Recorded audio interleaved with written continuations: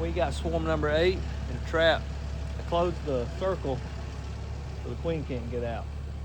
So in a couple of weeks, we'll take them down and put them in a box and then move them 3 miles away and then bring them back. It's a process. I like catching them in a tree better, but we got a swarm. Swarm number 9.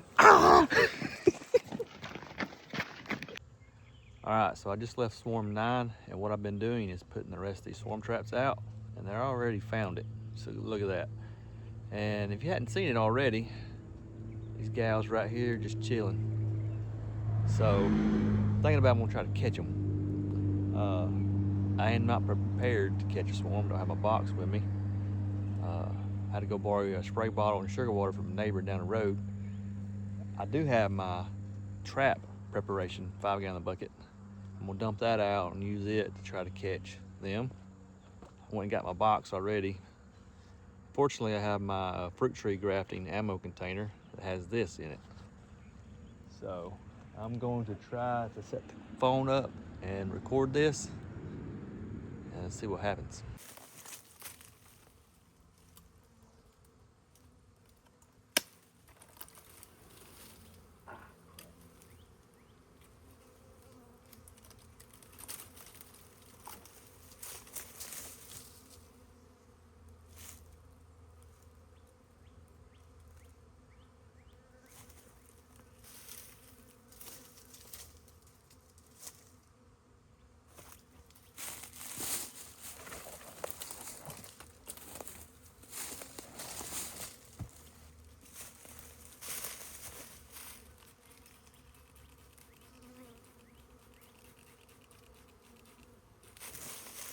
Ow!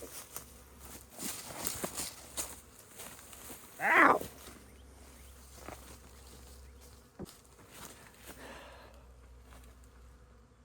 All right, they've stung me twice. I put my suit on. The bees over here are a lot more aggressive for some reason.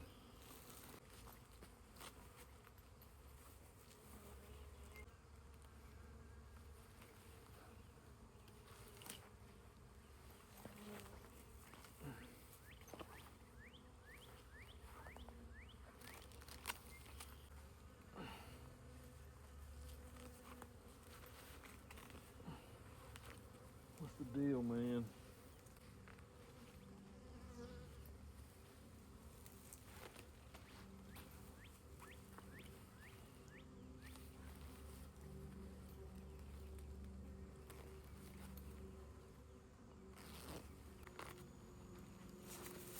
Fortunately, I had this with me, so I just got through putting out supers at the house.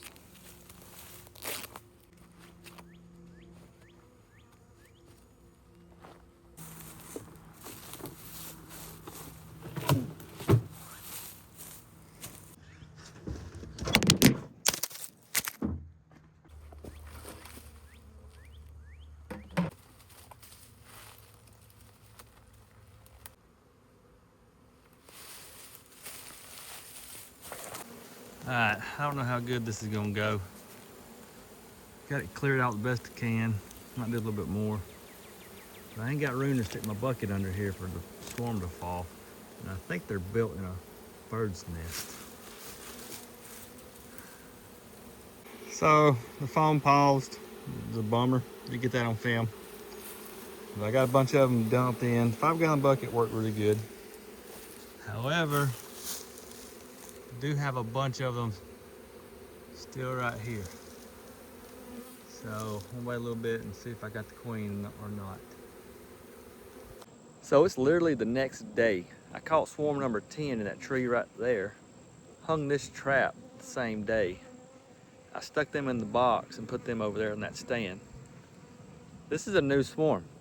Swarm number 11. It's a big swarm. All right, hand Gus us the box, Byron.